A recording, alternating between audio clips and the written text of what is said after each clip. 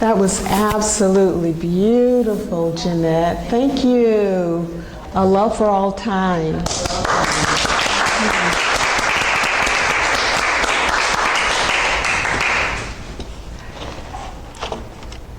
Well, today is a day of reflection. Reflecting on the memories, reflecting on the times, reflecting on the feelings that come up as we think about our mothers and the mother figures in our lives, whether they were grandmothers or aunts or fathers or sisters or cousins. Today is a day of reflection. Now, last night when I was thinking about today, you know how your mind kind of goes, in a different direction. I started thinking, well, what if? Have you ever done that? Have you ever what if'd on yourself? Yeah. So you start saying, well, what if things don't go the way I planned? And what if nobody comes? And what if, I forget to do something? And so I then said, so what? So what? And wouldn't you know it? Somehow, in the ethers, it was about maybe half an hour later, I came across a post, I kid you not, on Facebook, a memory. You know how those memories come up? And it was a post that I had written 5 years ago. Yes. It was a Mother's Day post, and I wrote it down, so I'm going to share it with you. And I said 5 years ago, often as mothers, we second guess ourselves. What if ourselves? And regret the bad mistakes we made in our 20s or 30s as young mothers. Today, on this Mother's Day, let us forgive our young selves and give thanks that we did the best that we could under whatever circumstances we were in at the time. Happy Mother's Day to all of my sisters, brothers, and neighbors. We are all blessed. And I ended with the heart emoji.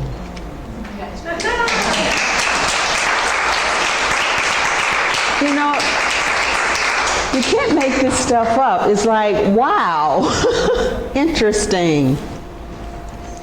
So again, today is a day of reflection. And I have been guided to be open and vulnerable. And I invite you to be open and vulnerable today. Because I have also been guided to open up my time of delivering this Mother's Day message, to share it with you, so that you will have an opportunity to share what's on your hearts about your reflection of your mothers, your relationships, the good times, the not so good times, the challenges, and the times when we were determined, which then caused perhaps a time that we needed to be gently guided in another direction. And so, what I will say right now is, I want to to first share a poem that I wrote some 10 years ago. And I have shared it, I believe, with you before. But it's a Mother's Day poem. And after I share that poem, there will be a period of soft music that Jeanette will lead us in. And during that period of time, we will have the opportunity, all of us will have the opportunity to reflect. And then I will bring you out of that reflection, and then you'll be able to share. Okay? And so now I would like to share this poem as a tribute to all mothers. And the title of this poem is Divine Mother. She is with us always, guiding gently, lovingly, gracefully. She is sure in her steps, ever confident in her movements, ever attuned to her duty as nurturer, exemplar of light and joy. She supports in ways that speak to her wisdom. She leads from her sense of righteousness. Her aura of sacredness touches, transforms. Sweet scent of magnolia, soft beauty of cherry blossoms, lush, abundant yellows of the forsythia, intoxicating fragrance of richly colored hyacinths. Your divine mother, my divine mother, touches, transforms, transcends, flora, fauna, fowl alike, human, crustacean, one-celled, many-celled, all family in this magnificent universe. All honor and cherish her today. And so I invite you to go into a moment of reflection, a moment that brings to your consciousness something that you'd like to share about your mother. Perhaps you'd like to share one thing that brings a smile to your face. It could be a situation where she showed her courage, her strength, her love for you. Perhaps it was a time that she baked your favorite dessert or cooked your favorite meal for your birthday. Whatever comes to mind that you'd like to share, you will have the opportunity. And so just for a moment, let's go into a period of silence.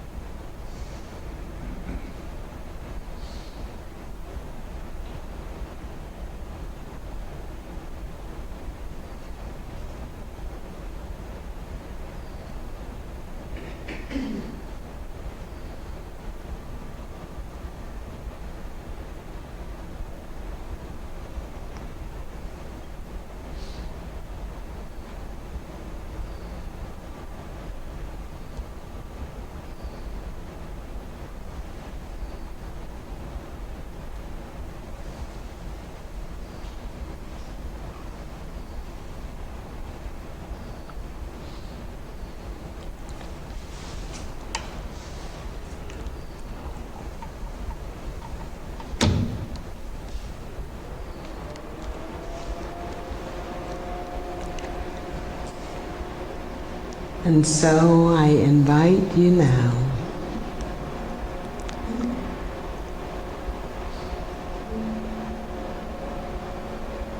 to come up or stand where you are. Oh, Dorothy? brought a picture of my mom and I, which you can see later. I was thinking about this because Reverend Jackie had emailed that we could say a little something, and I think the thing that most stands out for me, because my mom and I had a great relationship, but it wasn't always perfect. I think we were a little too much alike. But I wanted to just take a moment to thank her for, when I was about 12, I wanted to take voice lessons. And we didn't have a lot of extra money at all. And it was not like these days where kids are going here and kids are going there and that club and that club. And my mom did that for me and paid for them all the way through till I went to college. And she gave me the gift of my love of music, and which led me to my career. So thank you, Mom. Yes. Thank you, Dorothy. Alan? Yes, come on up. Sure.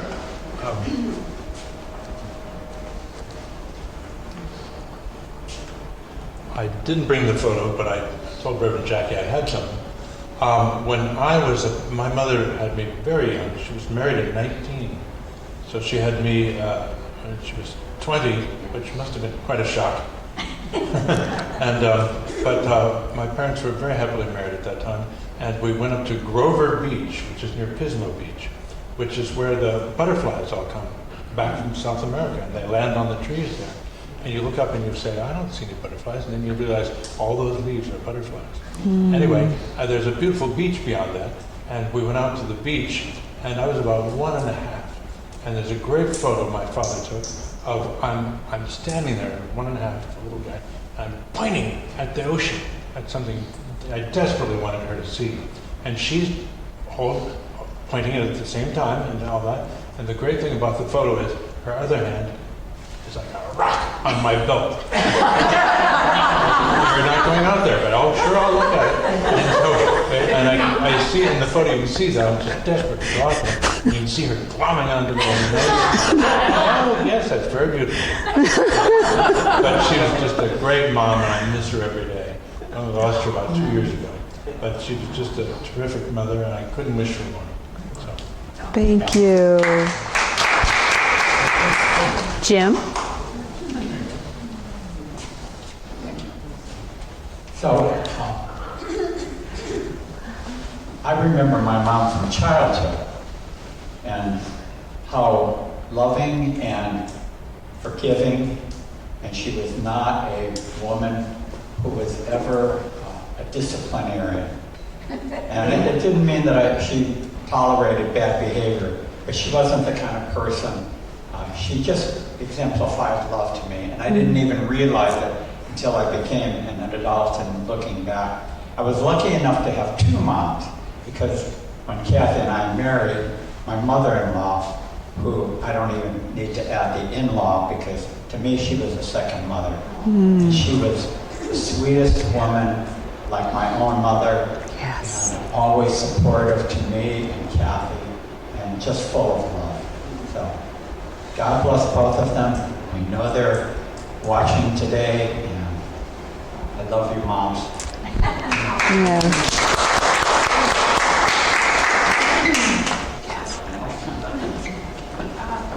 I get nervous with the microphone. Okay. So what came to my mind, my mom's still around, which is amazing. It's okay.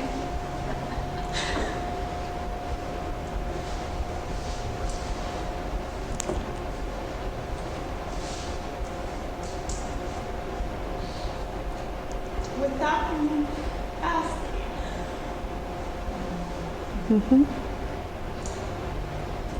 Yes. Yeah.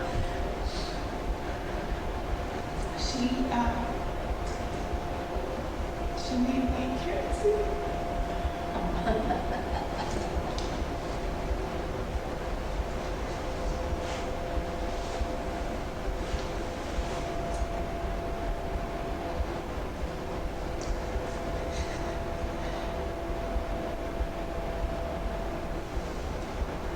And that's my favorite. And I was going through a hard time. It's really more special and tasting delicious. Yeah. I cry a lot, don't worry about it. Oh, thank you. Thank you for letting me share. Absolutely, absolutely.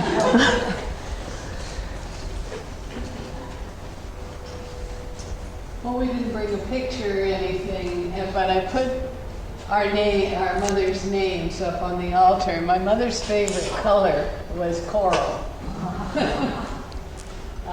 My mother's name was Elfrida, and she was the center, the rock, everything to me from the day I was born. My father died in World War II when I was a year and a half old, and my mother made me feel like a treasure every day of my life. And she did a lot of it by herself. Not all of it, but yeah. There's no words for my mom. She's my heart. And Jim's mom was the sweetest lady. And when he first told them that he was going to get married, they were back in Connecticut. He was on the phone. We were in California. The first thing they said, "Is she Polish? And is she Catholic?" And he said, "Not either one." And I thought, oh no. It's like she and his father always treated me like their daughter.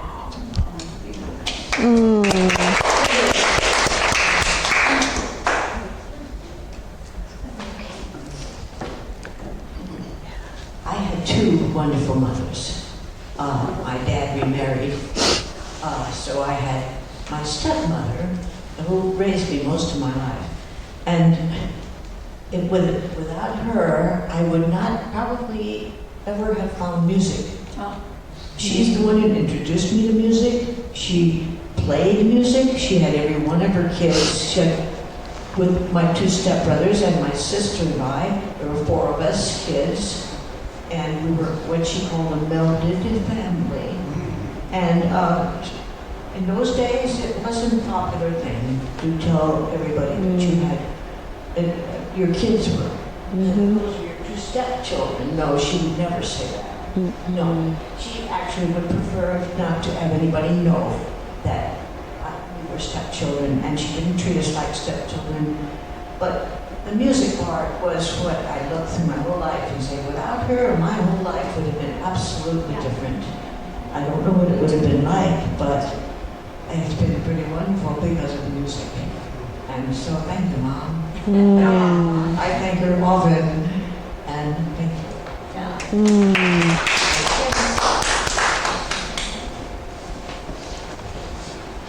Let's see, my mother was the last of 8 children, and she was very small in height, stature, yeah. But she was pretty mighty in spirit. And I think part of her mightiness came about because of her rowdy 3 children, myself included. But she did have a real heart of gold. And one of the things, there are several things I remember about my mom. Every morning during the week, she would get up and iron a shirt for my dad to go to work. And she never failed on that. She always did that every day. And another memory I have of her was at Christmas time, or maybe it would be during the course of the year, the family would get together and we'd like to play cards. And so we would end up playing penny poker. And my mother just insisted she was confused. She didn't know how to play and everything, and she would keep winning. And then she'd get so many pennies that she'd look around the table with the children and she would say, "Oh, you need some more." So she'd take her and she kept feeding them back so that the game never seemed to end. It just kept going on and on. Another memory I have growing up is in the late afternoon, my mother would go to the kitchen and start preparing dinner. And whenever she was in the kitchen, she seemed to sing.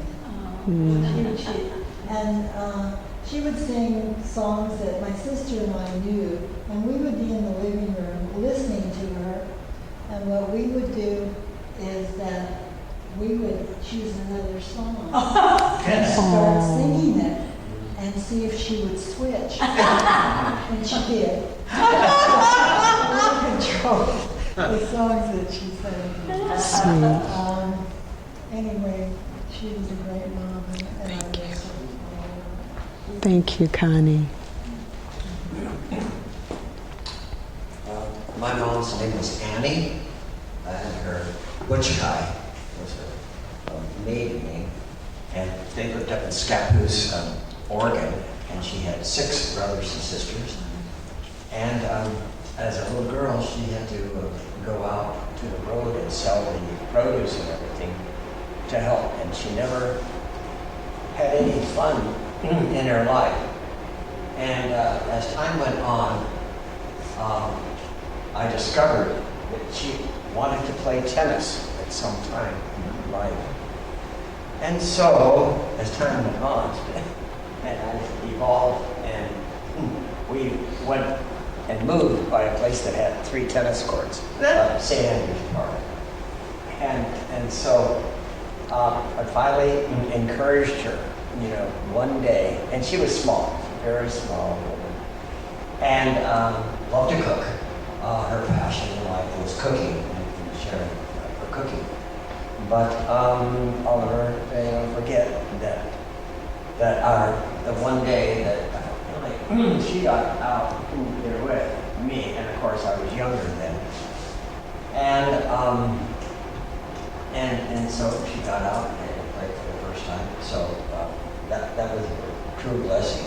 But I think the most endearing thing is that my mother's heart was like, through the food that she could cook, and we would always have these Polish gatherings. And as a young child, we had Polish halls where polka bands would come, and women would bring all this food, and you would polka, around, and you would dance with whoever, and it would 1, 2, 3, 1, 2, 3, and it was just really, really unifying, And I kind of miss that, tell you the truth. Yeah. I think it's wonderful when people do get together and dance and express themselves in their music, like Jeanette is doing on this fine day.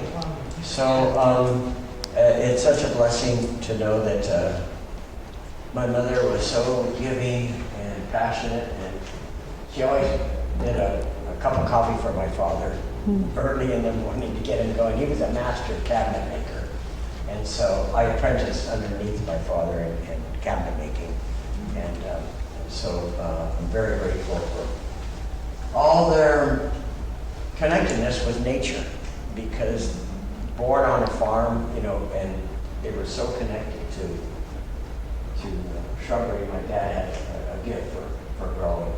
So I could go on and on, but I just really appreciate all the love that she shared with me. Thank you, Dennis. And everybody else. Thank you. Thank you. I'm going to share a little bit about my mom. I brought a picture of her. It's up there when she was young in a traditional Armenian headdress and costume. And the small picture on the side is on Mother's Day, a few years before she passed. Where do I start with my mom? She was a beautiful lady. I mean, as I get older and I see how much it takes just to take care of myself. Right. How did she do 4 kids? House always spotless, crystal shiny, lunch made before we go to school. Then she'd work. I just don't know how she did it, you know.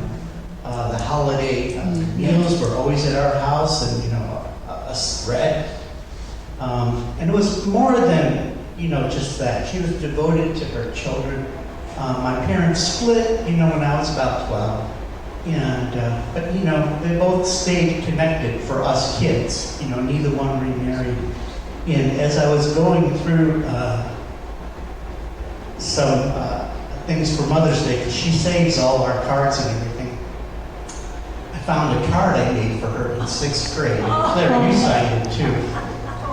And it has a construction paper on the front of a flower, and it says, "This flower is beautiful, just like you." Aww. And then on the inside, it says, "Mom, you have a golden heart." Aww. And this year, my mom passed 11 years ago. This year, out of all the years, I'm really feeling her presence and connecting with her, especially as I went through these cards and seeing her picture and stuff. And one more thing I wanted to say, but it's kind of eluding me right now. Oh, yes. So that card was written 1969. I was 12. So that what I wrote down there was truly sincere. That was from a child's love for their mother. And that was before all my issues kicked in with Bob, you know? So it's like,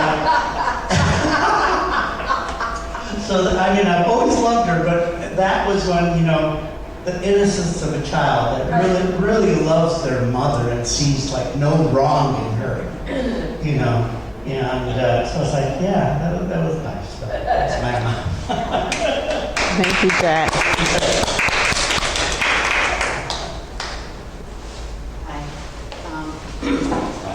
My mom just loved, she was a large Italian woman, and we had a very ethnic neighborhood that we grew up in. And she just loved to cook, and she was the best dessert maker in the world. She loved flowers. She taught me a lot about flowers. And I just remember her dancing in the kitchen when she cooked. She was just so, as a child at that time, I thought it was weird, but I love it now. And she taught me a lot about opera and Italian music and just the whole genre of music.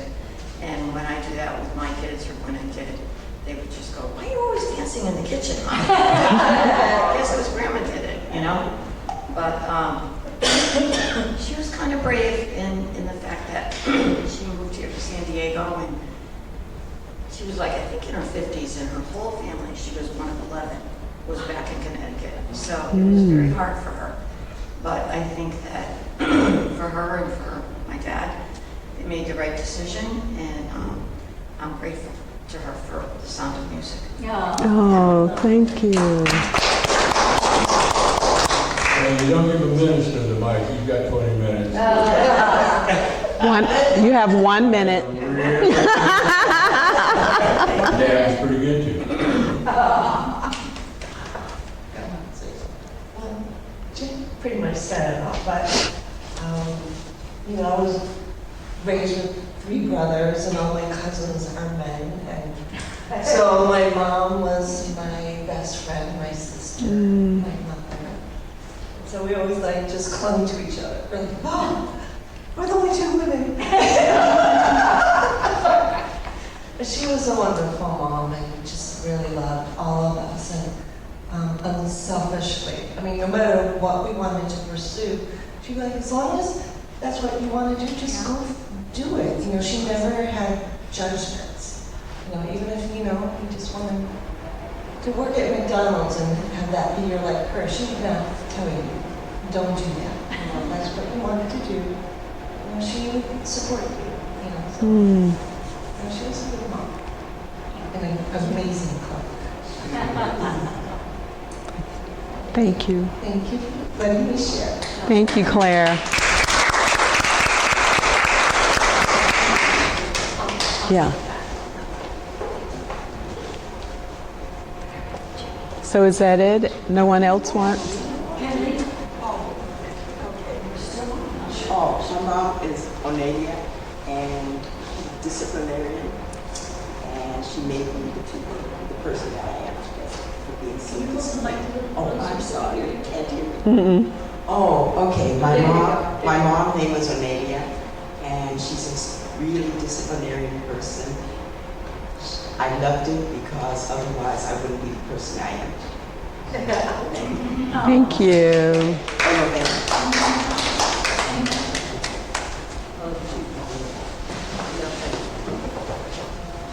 no, No one else?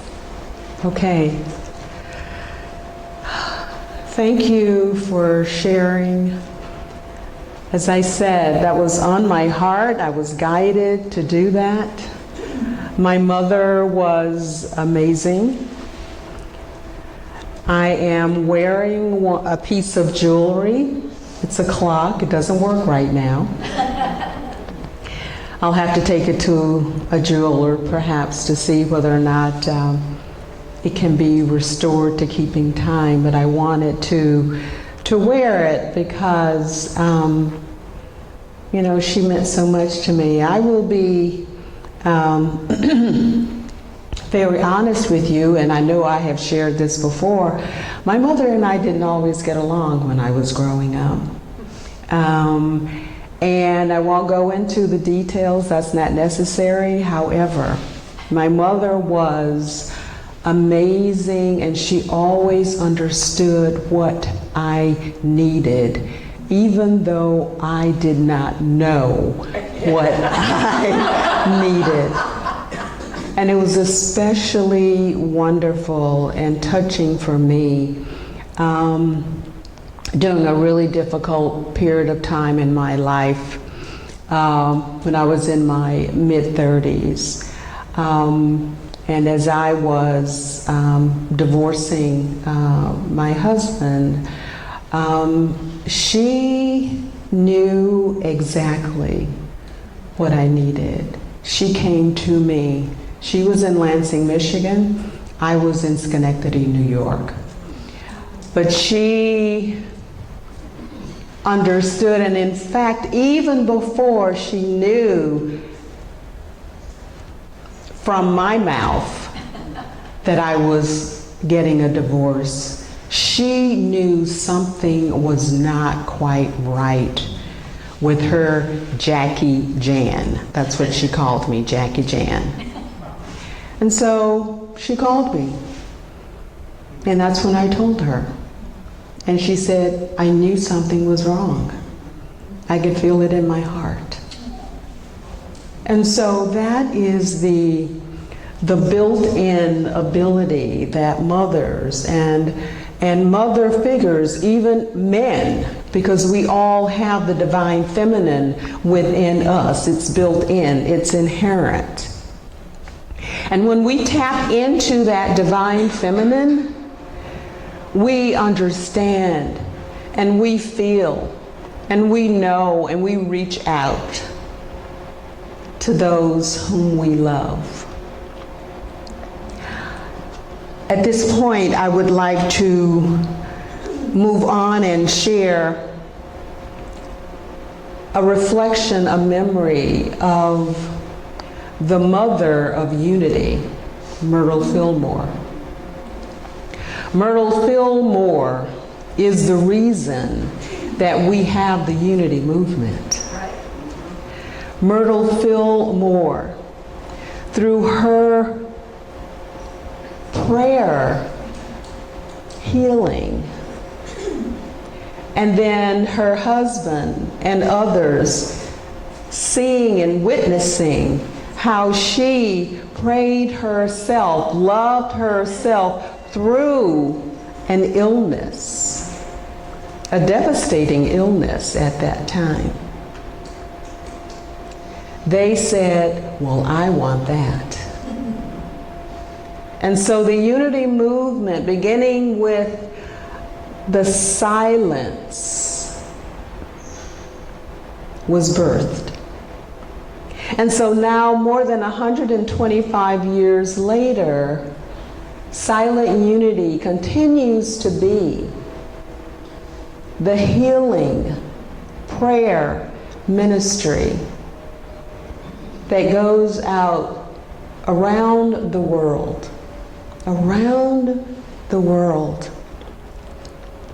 And so while Myrtle was not as prolific in her writings as her husband Charles, the words that she wrote, primarily through letters, were powerful, and they landed.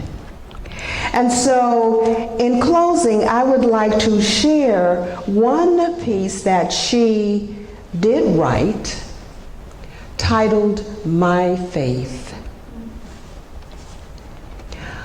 I do not believe in evil. I believe in good. I do not believe in sin. I believe in truth. I do not believe in want. I believe in abundance. I do not believe in ignorance. I believe in intelligence. There are no discords in my being. Being is peace. My faith, understanding, and love are becoming one.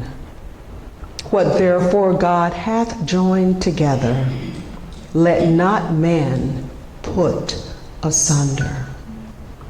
Myrtle Fillmore, 1897. And so it is, and so we let it be. Happy Mother's Day.